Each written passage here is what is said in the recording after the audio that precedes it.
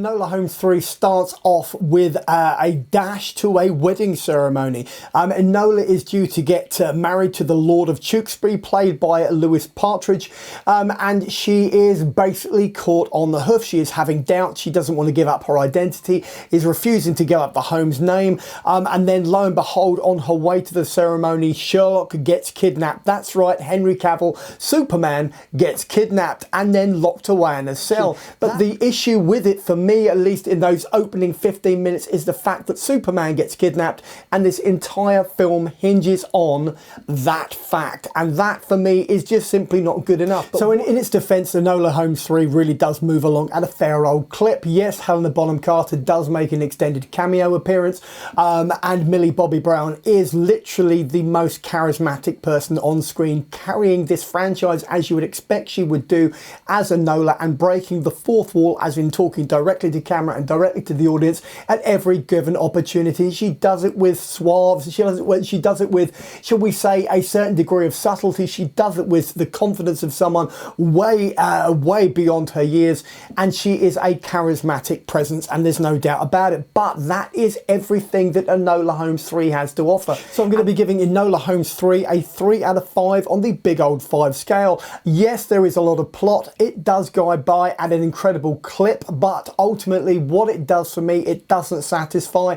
The only resounding, I guess, silver lining to the situation would be Millie Bobby Brown. So anybody who's familiar with Jackass will know that this is essentially frat boy humour, which started out as a long-running gag, friends together who would do unspeakable things purely to entertain themselves rather than entertain audiences. So I think the polite thing to say about Jackass Best and Last is this is completely out of touch with the current climate, with audiences in general, and even with for people who find this a nostalgia trip. Anybody who remembers Jackass back in the day, even then it was an acquired taste. The things they did to each other, which I will not go into on this review, were heinous on so many levels, and funny, but only in the sort of driving past in a car crash kind of way.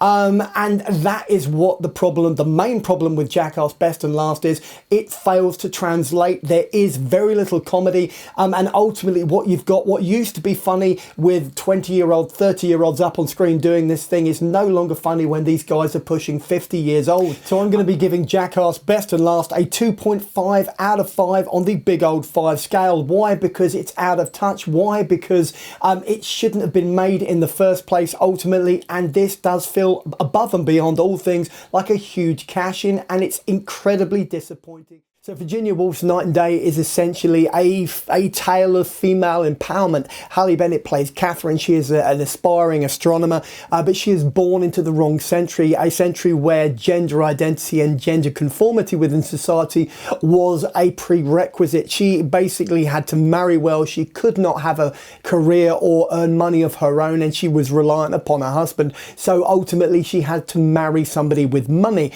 The thing about Catherine is that she is headstrong, she is intelligent, she is set to change things, and she wants to study astronomy. She wants to study the subject, which is literally the sole sort of like area of expertise for men, and it's a very male-centric film. So what Night and Day does is it combines elements of farce, elements of social commentary. It discusses gender identity, it discusses female empowerment, and obviously the inequality within society at that point. But above and beyond that, it's also an incredibly well-crafted period drama. It does touch on conventions, it does lean into expectations to an extent, but it's also got some really solid central performances, namely from Halle Bennett and Timothy Spall and Jennifer Saunders, and Jack Whitehall is as ever dependable at being, shall we say, the upper crust, I guess, dolt would be the word I would use. So I'm going to be giving Virginia Woolf's Night and Day, which premiered at the South by Southwest London Film Festival, a 3.5 to 4 out of 5 on the big old 5 scale.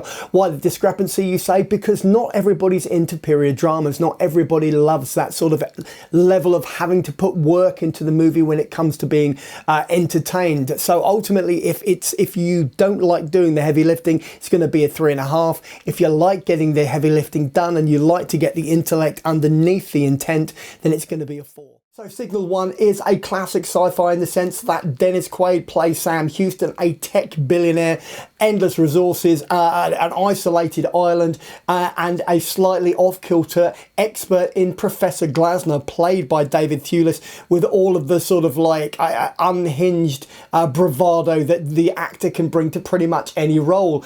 Isabel Thurman is the, shall we say, skeptical scientist who is brought on at an incredible expense, and Josh Hutcherson plays Charlie, who is sort of like the other end of the scale and brought on for another reason entirely. But ultimately, this is Interstellar. This is low budget Interstellar. This is low budget Contact. So the thing that elevates Signal 1 for me is the fact that, you know, this is obviously a sci-fi premise. It is obviously quite outlandish, but there is a quality within the cast which are committed to making it come alive, and for an audience, even in a sort of passing glance sort of way, do invariably feel drawn into the plot.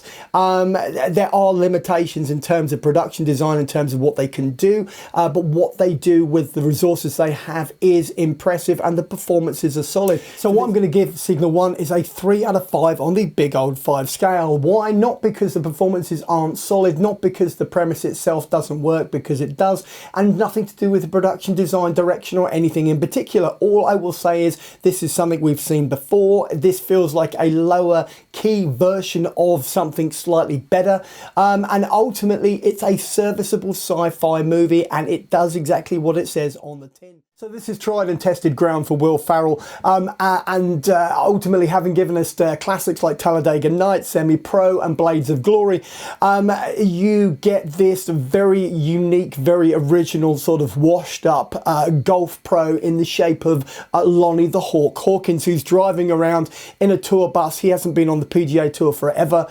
He has delusions of grandeur.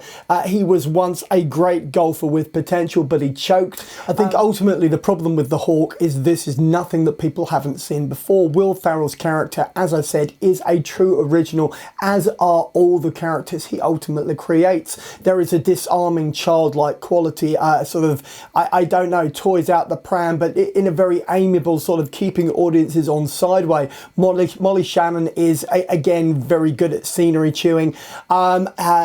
Lonnie's caddy is just an absolute legend. Sam is shall we say, literally a force of nature, and if anything, the caddy that is alongside Lonnie it really overshadows everyone else and is absolutely pure gold. So I'm going to be giving the Hawk a 3 out of 5 on the big old 5 scale. Why? Because ultimately, yes, you do have an original character here. Yes, this is Will Ferrell doing exactly what he does best, but unfortunately everything around him in terms of the material, or not the ensemble cast, is letting him down, and ultimately lets this show down, turning it into something which is work a day, by the numbers, and ultimately extremely copybook. So Ladies First takes the Nancy Meyers movie What Women Want and turns it on its head. That was very much Mel Gibson, Helen Hunt, and then Mel Gibson being able to hear the thoughts of other women.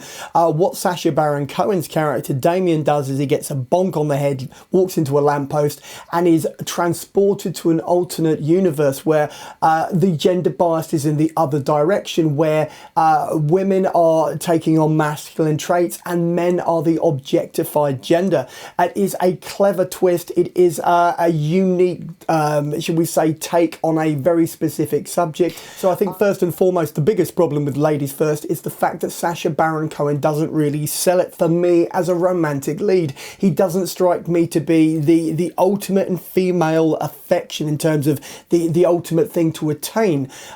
He is a great character actor. He's given us some great unique characters, Bruno and Borat and Ali G, amongst others, but is he really a romantic leading man? I don't think he is, and it doesn't really work. Rosamund Pike and Fiona Shaw are clearly having a ball of a time, as is Charles Dance, in the alternate versions of these universes where the men are put upon, Charles Dance being very much submissive, whereas Fiona Shaw and Rosamund Pike are very much more masculine in their approaches. So I'm going to be giving Ladies First a 3 out of 5 on on the big old 5 scale. Why? Because as much as it is clever, as much as it is interesting, in the underlying themes it is trying to address are really, really important, it doesn't do it particularly well. And if anything, it puts inequality back in the workplace by a good number of years. It's a real shame, because this is an absolutely legendary ensemble cast who have truly embraced the material and can see the potential therein. So I will find you with pretty much copybook stuff in terms of psychological thrillers. Sam Worthington plays David Burrows. He is a father to a son who was murdered. He is accused of that murder. He is sitting in prison, and we first meet him 5 years into his sentence. Rachel Mills is played by Britt Lauer, and she is sort of like his the go-between, his sort of like, I guess, his olive branch between his life in prison and the outside world. And it is quite convoluted, to say the least, and also quite predictable. What you find, it's a Harlan Coben adaptation, so ultimately this is quite straightforward stuff. Burrows gets out of prison. I won't go into the details of why. Sam Worthington puts in a solid performance as a distraught father trying to get to the truth behind his son's disappearance. Has his son been murdered? Is his son still alive?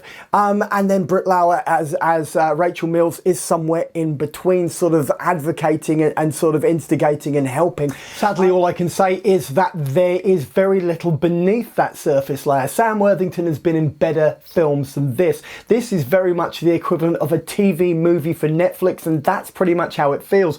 It is very much, you know, A through F in terms of plotting. Britt Lauer obviously comes from Severance, which is a supremely superior show, a project to the one she is currently doing here. But everybody's got to pay the bills, everybody's got to keep working, and ultimately they are quality actors in a very sort of cookie cutter psychological thriller. So I'm going to be giving I Will Find You a 3.5 out of 5 on the big old 5 scale. Why? Because it doesn't do anything original. It's not going to challenge audiences. What it's going to do is exactly what it says on the tin. Sam Worthington may get the audiences in. Britt Lauer would probably get more, and a more eclectic mix in through the door. But ultimately, I Will Find You is very conventional. It's very conventional in terms of psychological thrillers. So on that note, and with that level of recommendation, I'm going to dive into my trailer. Let's do that. And so it is, you've reached the end of another video review, this time for I Will Find You, which is on Netflix and stars Sam Worthington and Britt Lauer. This is also the bit where I go,